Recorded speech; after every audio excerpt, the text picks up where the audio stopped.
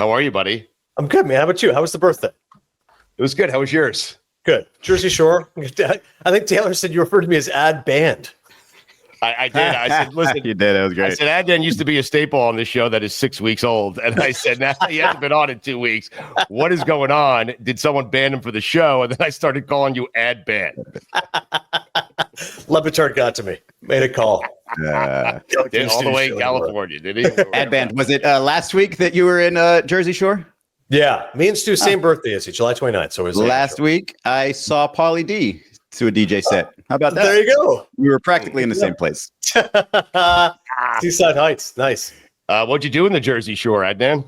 It was good. It was, fun in the sun. The kids love, there's Seaside. So there's different parts of the shore. Obviously, Point Pleasant, when my kids were younger. Now Seaside Heights, which is where the show was popularized, of course, Jersey Shore with Snooki and Pauly D and all the rest of them. They've got like a great elaborate water park there, which is pretty good. Although it always feels odd to me, Stu, you go to the beach and I'm paying extra money to go to a water park. Well, which one is it? Like, I thought the beach was enough of an attraction. Why am I now spending $80 to go to a water park? Right. It feels like a scam. You go to the beach and you feel like you're going to get water with said beach and you don't. And then they're charging you for a water park. It's a great scam. I'm not ripping the people. That's what you do. I mean, right. And I don't know about this in Florida, but in Canada growing up, you never paid to go to a beach. Like I was floored the first time I went to a beach in Connecticut, working at ESPN. Yeah. Like to go to Misquamicut in Connecticut, Mike A's favorite beach. It's paying. Like, it's crazy. I go, I understand. It's like a turnstile or something. You like put in 2 quarters and then let you into the beach. Or how does that work? Excellent point. I would love it if there was a just at the toilets. No. Yeah, there's like a guard at the front, and they give it like the wristbands. And I go, and I remember I was perplexed. I was like, "Yep, just here to go to the beach." They're like, "Yeah, it costs money." I go, to go to a beach. Like I don't understand the parking. I'm already taking care of. I think they can do that. Yeah. So Jersey Shore, where I just went the other day, it's $14 an adult, $42 just to sit on a beach. Yeah, that's unbelievable. Right. Does not happen in Florida or in Canada. This is particularly. I think maybe here they just get you with parking or something, but to pay to walk on the beach, man, come on. To pay to sit and walk on the beach. I mean, we have so many beaches; they're open all year. I mean, it'd be ridiculous to charge people to go to the beach here, wouldn't it be? I'll just go find the free beach. I'm not going to pay for your crappy beach. It's fine. Yeah, but once they got you at the beach, they got you, man. It's like an airport. It is true. Absolutely. They start gouging you. I mean, listen, I'm not going to quibble, but the price of the ice cream, soft serve, $8. Are you insane? What are we doing here? Well, right. I'm surprised it's just $8. I mean, no toppings. Sweat your ass off. Your kids want ice cream. You're not getting in the car with sand all over. You drive it to the local Carvel. You got no choice. I mean, you'd pay $16 for that ice cream. To your point, Stu, I got them the ice cream, and later on they wanted a drink. I said, no, you can wait for the drink. And to your point, they want the freshly squeezed lemonade. I go, it's not that freshly squeezed. It's bullshit. It's a scam. Fucking $9 for lemonade. I'm not going to do it. So I said, well, drive up the beach. We'll find a 7-Eleven. I'll get you lemonade. Guess what? There's no 7-Eleven. We drove like half an hour. I couldn't find a 7-Eleven. The kids are pissed. Come on, Dad. You just bought the lemonade. 17, 14, 8, and 6. These poor kids are dying of thirst because Dad is cheap. I mean, I paid the extra. I was not going to pay for the beverage. Dad, the water was so salty. I know it is. We're going to find a 7-Eleven. Little big gulp. To their credit, though, when you see freshly squeezed lemonade, always draws you in. No question. It does. It's excellent marketing, Taylor. And by the way, and a good freshly squeezed lemonade is excellent, but it's bullshit. 10% of it's freshly squeezed. The rest of it's a carbonated crap. And they're like, oh, it's freshly squeezed. Nonsense. Adnan, if you could pay money to just sit around, you can't ask any questions, just sit around and listen to Tim Kurkjian talk about the sport of baseball. Would you pay if you're at the beach? Okay? Yeah. I'm paying $14 a head to go to the beach. And they go, hey, would you like to put your AirPods in? You can listen to Tim Kurkjian while listening to the waves. I go, okay, I'm in. I'll do 5 minutes of Kurkjian on baseball. Here's all you know about Tim Kurkjian on baseball. Right. The number one thing I was taught when I worked at TSN years ago, I was 20 years old, getting into the business. And they said, when you're putting together these highlight packs, you only show impactful moments. And I said, okay, we want to see home runs, doubles, triples, never show an RBI single. Like nobody gives a shit. 8-6 game RBI in a 40-second highlights, of course. And they said, now good storytelling is like, hey, if there's an errant pickoff throw, which then leads to the game-winning hit, that would be good. That's good storytelling. But no matter what, under any circumstances, you never show a sack fly. I go, okay. I go, what if it's the game-winning run, like 10th inning? I go, no. Don't show the hit that led to it. Later on, the Yankees walked it off 7-6 final. I go, understand that. So never show a sacrifice fly ever in television. With that as context, Tim Kurkjian's title of his book is called "I'm Fascinated by Sacrifice Flies." Literally the worst title ever for a book. Tim, nobody is fascinated by sacrifice flies. They teach you in school, in broadcast, in the business. Don't ever show it. And you're going, you know what? I'm kind of fascinated by sacrifice flies. You think Tim went to like the executives at ESPN when he got there? It's like, listen, it's something I've been wanting to tell you for a long time. Why don't I ever see any sack flies in the highlights? That would bring the viewer in. You know, Yes. The ball drops, the runner times it, he has to go home, the throw. That's really not that exciting, Tim. Normally nobody gives a shit. Just guy tags up, he scores. That's it. He also loves talking about guys who were great at avoiding slides at second base. Here he is talking about Ryan Sandberg. Nobody was better at avoiding a runner who's trying to kill you at second base than Ryan Sandberg was. In fact, Lloyd McClendon told me once, former major league player and manager, that he got hit by a pitch on purpose by the Cubs. And he's with the Pirates, and all he wants to do is kill the shortstop or second baseman on the double play. So he's hoping while on first base, I hope there's a double play ball. So there's a ground ball to the shortstop. He's running to second, and he's got Sandberg, who he loves, by the way, in his sights. And he says, I got him. I'm going to kill him just to make up for them hitting me on purpose. And then he said, and then he disappeared. And then there was a double play. That's how great Ryan Sandberg was around the bag. What a weird sport. And then he disappeared. Yeah. Stu, it's like a ghost story. And then he disappeared off into the limelight. We never knew what happened to him again. But Adnan, the details, and I know you love him so much. You love him the way everyone loves him. But who he loves, by the way. Who he loves, by the way. But he wanted to kill him. He wanted to kill him, man. That is so good. By the way, one of my favorite Tim Kurkjian stories ever. We're in the booth. It's me, him, and Rick Sutcliffe. And this is just shows, again, Tim's nerdiness, but also his way with words and the great poetic, imagination all baseball writers have. He's talking about Mike Schmidt. And he's talking about not only strength, but also his dexterity. And he said, it was said of Schmidt once, he was so strong, he could move a piano, but he could also play one too. It's a really cool poetic line. Pause, and then Rick Sutcliffe, meathead, goes, I had no idea Schmidt could play the piano. And I had no idea you had a Sutcliffe. No one does. I mean, Sut is one of the all-time great guys. But the first time I worked with, it's me, him, Maniacta, Alex Cora. And Sut goes, I didn't realize it. We got all the bases covered tonight. I go, what do you mean, Sut? He goes, oh, Manny's Dominican, Alex is Puerto Rican, Adnan's Canadian, and I'm a redneck. Rick Sutcliffe's two favorite things in life: baseball and fighting. Every single thing comes to like, I wish I could kick that guy's ass. And I go, Sut, like, what makes you more excited in life? Good. Throwing 97 on the black or kicking a guy's ass? And he goes, I think both. Why can't I have both? I'll just fucking brush a guy back and I'll fight him. I'll kick his ass. His other favorite expression was, I don't know if I can kick his ass, but we're going to find out. I'm like, wait, what is it? Like, you and Eric Davis are fighting later tonight? What do you mean you're going to find out? Coin around and find out. Is he some sort of sneaky tough guy that I'm not aware of? And Sutcliffe never threw 97. Like, get out of here. No, you're right. Exactly. For a guy who was 6'7", he didn't throw 97. Great points to it. He'd talk all this shit. I go, I kind of think of your slow curveball back in 84. I'm not really thinking I don't think in Paul Skeens. Right. But like, he's one of those guys. If you mention like Taylor and Izzy having a race, he'd be like, well, I don't care about racing. Is he Gutierrez? I don't know if I can kick his ass. We're going to find out. But no, Izzy doesn't want to fight you. He wants to race. Can we have him on? Oh, yeah. You don't have Sut on. He's amazing. No, can we get Sutcliffe on? Adnan, can you get Sutcliffe on for us, please? You're not doing enough for me. I mean, come on. One of Sutcliffe's favorite jokes about Kurkjian, he would just torment him, and the fact that like Sut's 6'7" and Tim's 5'4", like, short jokes, who cares? He's like, the thing I love about having Timmy around is he always smells my farts first. Like he's going out of his way? How was that one, Timmy? Yeah. He was like, did you eat beans this morning? Like, cream and mushroom? Ugh. There's definitely a type of man to be proud of his farts. It's like a third of all men. Right. You know what he said to me? Because normally you like your farts, but sometimes you're like, oh, I can open a window. No, but Izzy, do you think Tim Kurkjian is actively sitting there waiting for a Sutcliffe fart to come out of his ass? Can't wait to smell the next one, Rick. I'll tell you, once you bring it up, and whenever he's walking behind Sutcliffe, he's got to be thinking about it, right? Buttcliffe.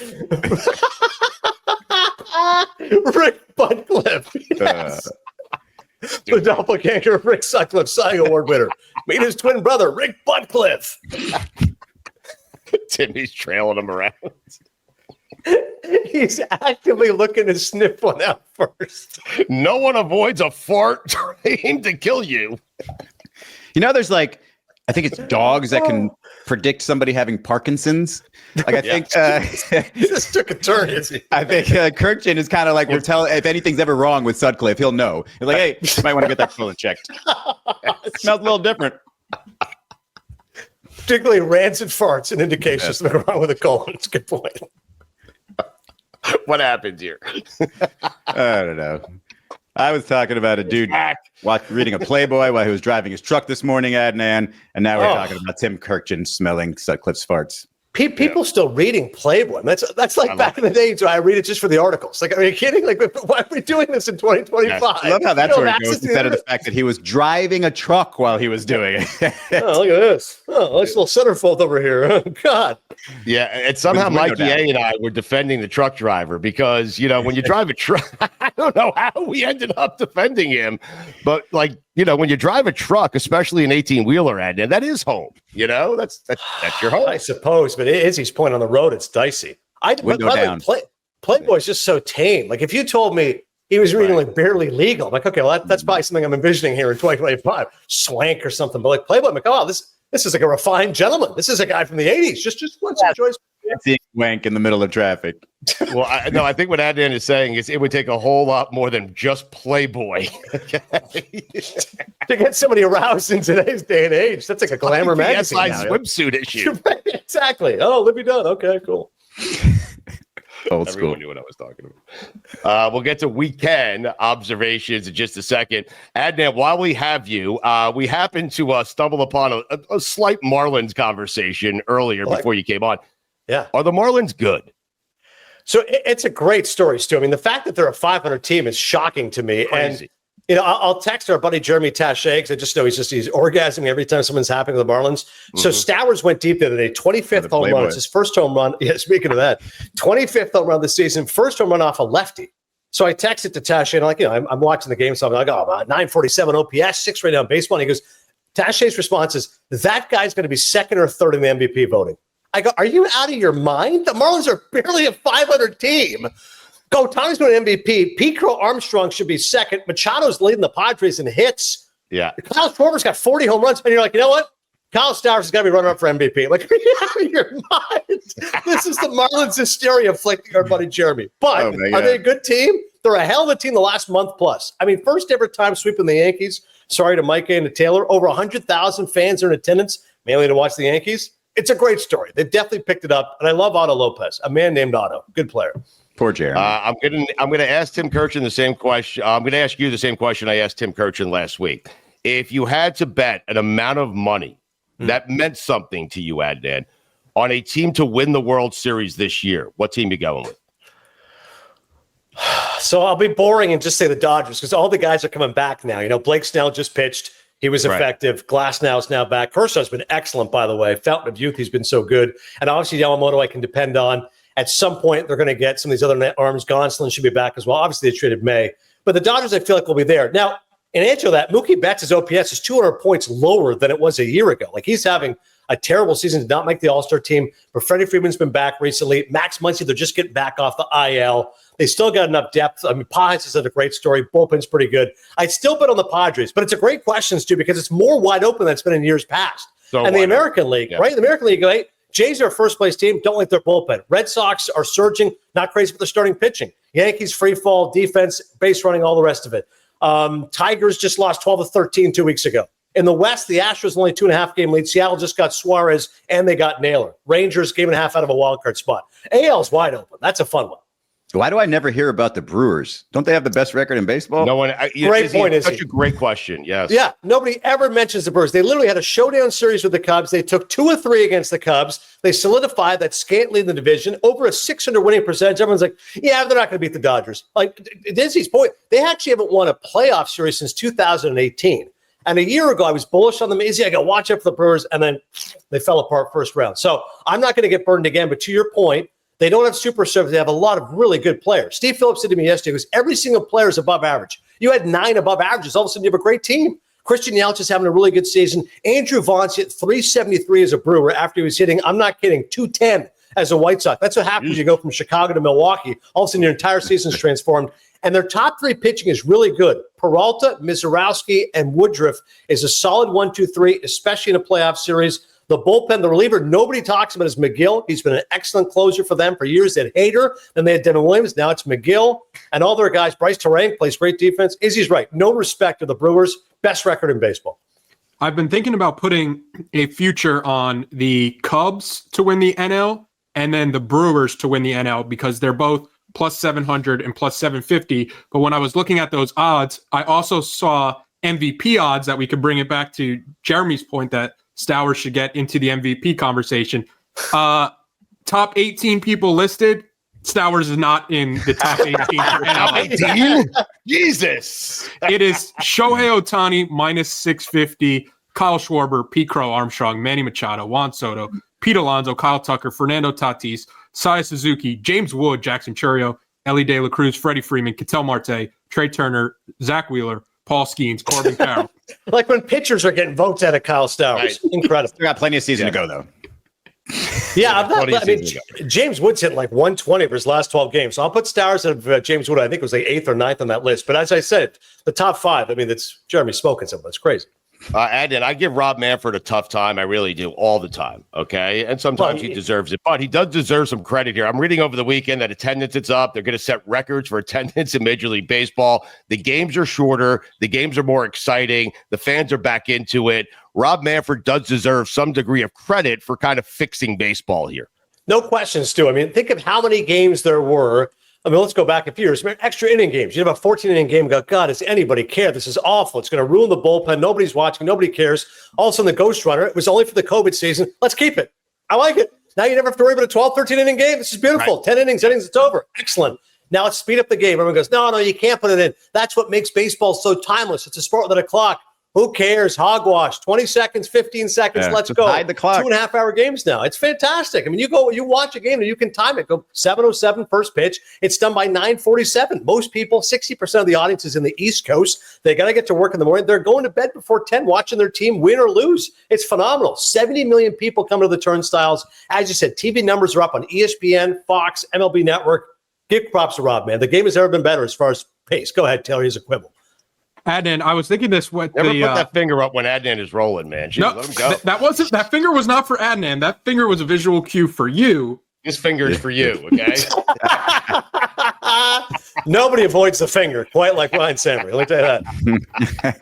Adnan, the trade deadline passes, and the Yankees add Bednar from the Pirates. They had Duvall from the Giants, and it got. And they all sucked in their first appearance. Is that what your question is, Taylor? No, as still horrific, as horrific an appearance could have been for all 4 guys that they added at the deadline. But how would a team do if they went away from the starting pitchers and they just got like 14 really good closers? Well, I Rays. Yeah, exactly. The Rays did it for years. I mean, and the Rays always made it clear. They go, hey, we're not doing this because our relievers are so good. We're doing this because our starters aren't good enough. Like, if you want to win a World Series at the 2019 Nationals and just go ahead and give me Steven Strasburg and Patrick Corbin when he was really good, like, that's kind of the way to win. But if you can't do that, well, hell, we'll just put a bunch of relievers out there and have an opener and figure it out. Back to Izzy's team, the Brewers, they don't have a bunch of sluggers. You want to know why?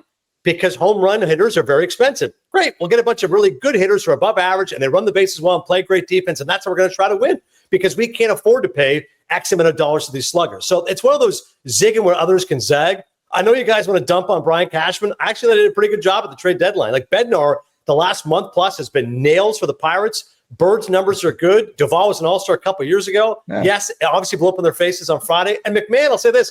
The pricing was probably too high for Suarez. Say again? And yesterday, yeah. And yesterday, Bird gave up the game-winning home run yesterday. Right. So the price tag was probably too high for Suarez because he's only a 2-month rental. McMahon's at least under club control for a couple of years. He's spectacular defensively, so you get away from the albatross that was DJ LeMahieu, and he's been a decent hitter offensively. So I thought the McMahon move was good. Don't give up as much for him. Listen, everything's about Aaron Judge. Judge comes back tonight. If Judge is good and healthy and eventually plays in the field, the Yankees will be fine. They're going to make the playoffs. If he's not, good night, Irene. This team ain't going anywhere. All right, before we get to week 10 observations, what's the latest with the book? When you coming down here? Yes. We doing a book signing? What's happening, Adnan? Yeah, so thank you so much, Stu. Cinephile is available August 26th, wherever books are sold. And shout out to Mango, my publisher, who published Greg Cody's books. I told a few of the guys at work, I go, listen, most people are going to buy this on Amazon.com, but if you go to Mango, which is the publisher, I get a bigger cut. They go, great. So last night, a buddy of mine, a producer's texting, goes, oh my God, Fish Called Wanda, what a movie. I go, what are you talking about? He goes, I got your book. He goes, the opening pages. I go, how are you reading my book right now? He goes, I bought it off Mango. I received it last night. I go, oh my God, Mango jumping the gun. So if you really want to read my book right now, 3 weeks before publication date, go to mangopublishing.com and you can buy Cinephile and get an early copy. It's like watching The Naked Gun 3 weeks before it comes out. Unbelievable. So shout out to Mango, great publishers. They'll get you the book in 24 hours. Otherwise, you can go to Amazon or, those places we go. Book signing. Winter meetings are in Orlando this year, December 9th, 10th, 11th, 12th. So we're going to do a book signing December 9th or 10th, Miami, depending on your availability here, Stu. I need you and Greg Cody and Izzy and the whole crew. Yeah. Books by Books, apparently, is an independent bookstore. I think it's in Coral Gables. It is in Coral Gables, yes. They tried to put me and Greg Cody in a church to do a book signing, yes. I don't have that detail as of yet. Not sure if we're going to be in the church singing hymns together, but yes, early December book signing, you and me together. Let's go. All right, and Greg Cody. And Greg, Greg's going to be there as well. Absolutely. Just not David Sampson. Oh, okay, are you kidding? If Samson's there, I'm canceling my flight. There's no chance I'm going to do this. Yeah, exactly. Who the hell wants to be around David Sampson? Week 10 observations. Next. Week 10 observations are brought to you by our friends at Miller Lite. Adnan, it has been a long summer of just me, you, baseball, and Joey Chestnut. But Friday night, I felt at home. Chargers, Lions, and a bunch of players that you never heard of. And Adnan, just like that, from Canton, Ohio, make no mistake about it, preseason football is back. Is that good? You excited, Adnan? 6.7 million people watched that game. 6.7 million. Baseball doesn't get that unless it's the playoffs. For a goddamn preseason game. Unbelievable. It's your fault, Stu. Yeah, it is my fault. Being excited for the Hall of Fame game, only to change the channel 2 possessions into the game, a tradition unlike any other. Oh, wait, who's playing? All right. Back to right, Top of those 6.7 million, how many people watched after the second possession? 0.2 million. Oh, my God. Hall of Fame game. The rare time I feel at home without actually being at home. One might say the NFL is my home away from home. Much like the truck driver. A linebacker returning kickoffs. That's Dan Campbell football. He fumbled. Yeah, he did that. He fumbled immediately. Is he first play? He fumbles. We have a 10-minute review to see if his knee was down. Unbelievable. Did he do it again, or was that the only time? I think that was... No, he did. He definitely returned more, and then he got to like the 25 the next time. I think he's going with this for the regular season, a linebacker returning kicks. I like it, by the way. Is it just because he's like less fragile than a... Is he just tougher? Imagine LT returning kicks. You want to tackle that guy? That's a good point. I mean, Dick Buckus picking up a head of steam. Bronco Nagurski. I'm out of linebackers. Intimidating ones. Zach Thomas? No. Zach Thomas with 50 yards. I mean, yeah. Then he really. Ray Lewis. Oh, there it is. Yes. Yeah. Jim Harbaugh giving his first-round pick running back carries in a pointless Hall of Fame game. That's Jim Harbaugh football. Nobody wants to win a meaningless football game more than Jim Harbaugh and Dan Campbell. Perfect for the Hall of Fame, then. Perfect. Yes. We're giving 100. It was like the Super Bowl for those two. If you would have listened to Dan Campbell's post-game press conference after that game, You would have thought he lost the Super Bowl. Trey Lance. Really? That's all I got. You're into Trey Really? Lance? No, Trey Lance. Come on. Come on. I You thought know we what gave Trey up on Lance him. is playing at, Dan? What's that? He's a Charger. I thought I'm shocked he's still in football, quite frankly. Number 3 overall pick. Trey Lance is a Charger. No chance. Trey Lance is entering his 5th year in the NFL, and he's still younger than Tyler Shuck, who the Saints just drafted this year. It's amazing. Something might be there. You know where Will Disley is on 3rd and goal? No. Right where you need him. Who the hell is this guy? Will Disley. Will Disley. I am learning about him as we speak. I'm with it. I love He's knowledge. Who the fuck? No, it's He's Disley. the tight end for the Chargers. We're big on Chargers right now. He's got red hair, beard. Apparently good on 3rd downs. Yes. It's my favorite observation. Me, Mikey A, Taylor laughed immediately. He's good for like 2 touchdowns. He's good for like 2 touchdowns a year, and it's always going to be a 3rd and goal from like the 3-yard line. Correct. Will Disley, right where you want. Every time Mike McDaniel talks, it sounds like a gummy just kicked in. For him or for you? Well, for me, Yes. obviously. Because he sounds like he's on something every once in a while, like just kind of yammering and doesn't actually get to his point. My apologies to anybody who turns on the Dan Le Batard show with Stugotz this week, expecting to hear Dan's whiny voice, and instead getting David Sampson's whiny voice. Imagine my surprise. I was on the show. The S in Stugotz stands for sorry. I mean, 2 hours of nothing personal. Andy, did I do the Dan Le Batard show? I mean, wait, Take a break. take a knee. Take a hike. Oh, God. Apparently, the D at David Sampson stands for the Dan Le Batard show with Stugotz now. Dan Le Batard publicly saying that he wants to help me grow God Bless Football. Yeah. Then going out and hiring another football show. Dan Le Batard, I never thought this day would arrive, but congratulations to you. The Stugotz is strong in you. Learn from the best. Yep. How is that helping my business grow? Yeah. He wants to grow. God You bless need more football. competition. That's how you grow, I guess. Oh, so he's pushing me with competition. Is that what he's doing? He's a coach. He's really a coach at heart. Ay, ay, ay. S in Stugotz stands for sorry. I didn't ask for any of this shit. The coaches poll came out Monday. Number 1 versus number 2, August 30th. Texas at Ohio State. Wow. Adnan, you know what you could do? What's that? You can go ahead and circle it. Yes. I thought you were just going to have him put the kids to bed right now You for the could have next done 30 that, or so but we days. chose to circle it. Yes. I like it. Hook him. If you put out an article with the headline winners and losers, I'm clicking it every time. Trade especially around deadline. trade Winners and deadline, losers. Yeah, exactly. Yep. MLB trade deadline, winners and losers, ESPN.com, Mariners, Jeff Passan. Padres, winners, Red Sox, Cubs, losers. Yeah. You agree? It's a good headline. And I agree with that list, by the way. Okay, good. The Minnesota Twins traded 10 of the 26 players on their active roster. The T in Twin stands for traded everybody away. And also, the T also stands for traveling secretary. MVP that day. They trade 40% of the roster. Incredible job with the traveling secretary. Change all the travel arrangements. Unbelievable. Quarterback Jake Retzlaff transferred from BYU to Tulane. From BYU to Tulane. Do you think that came in his thinking on what school he went to? It's got to have like something that rhymes with Jew. Tulane, there's his. What There were it the is. other options? Oh, man. USC. FSU. Anything that ends in U, right? FSU. USC. USC is great. I Right tell you. on. Fight on. Miami, the Jew. Stupid.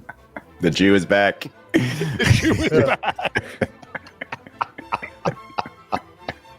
But not really. No. Georgia Tech will not be referred to as clean, old-fashioned hate this season. What the hell just happened there? San Francisco happened. Yeah. To be fair, The inaugural Invesco QQQ Atlanta Gridiron Classic rolls right off the tongue. I know. His sponsor name's Uncle. Somehow that one did roll off the tongue more than the other one for you. I know. Good old-fashioned hate. That's good I stuff. think they got it right the first time. Yeah. I like saying QQQ. Mm-hmm. Do you? Mm-hmm. The Q in QQQ, Atlanta Gridiron Classic, stands for Quit Ruining Football.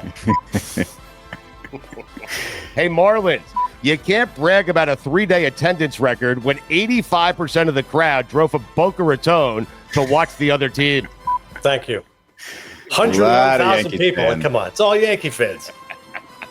Connor Norby, the rare "you wrote us off" tweet when you're still under 500. He deleted it. Good old Norby. You can't delete it. No. Yeah.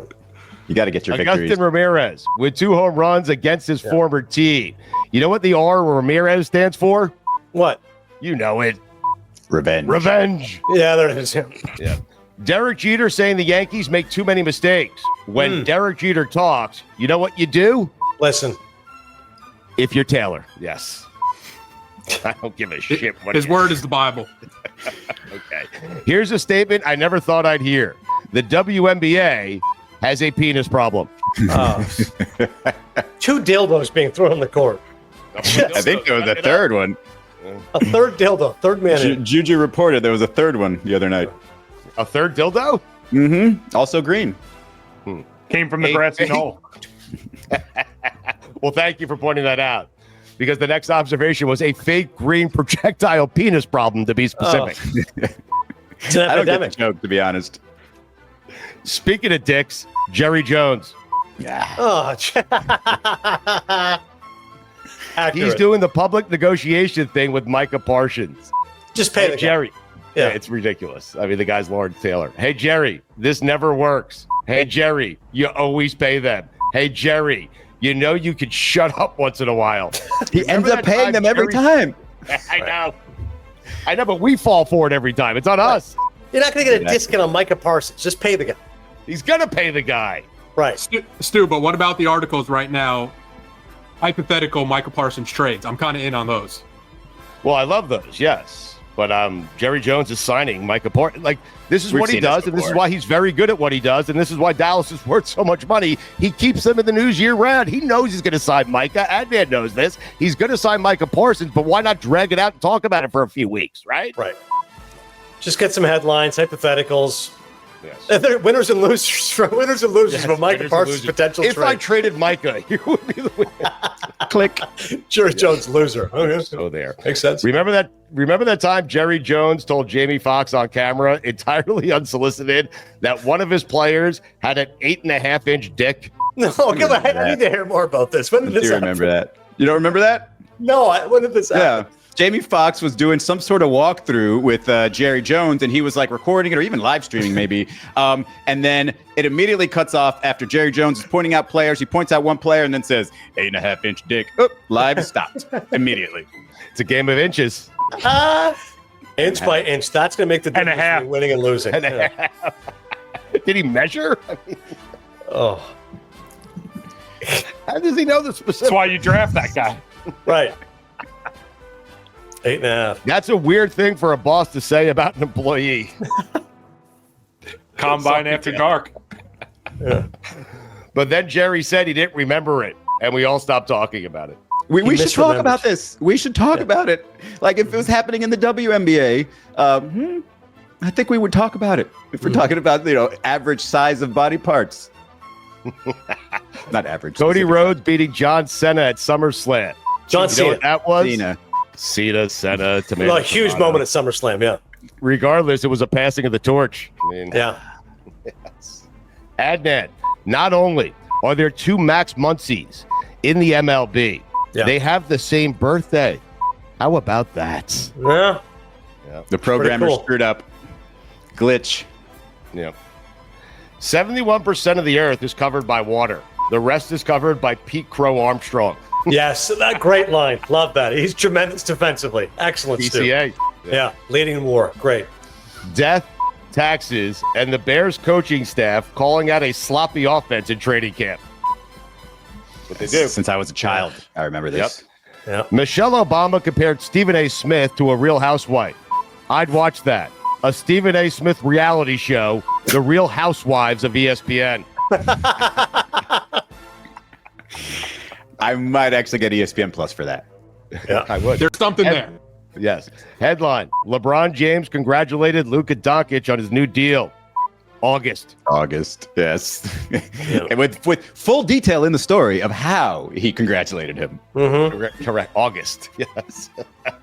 De'Aaron Fox, $57 million per year. $229. What the hell is going on? Oh, Speaking of hell. David Sampson. And Art Browse. Okay.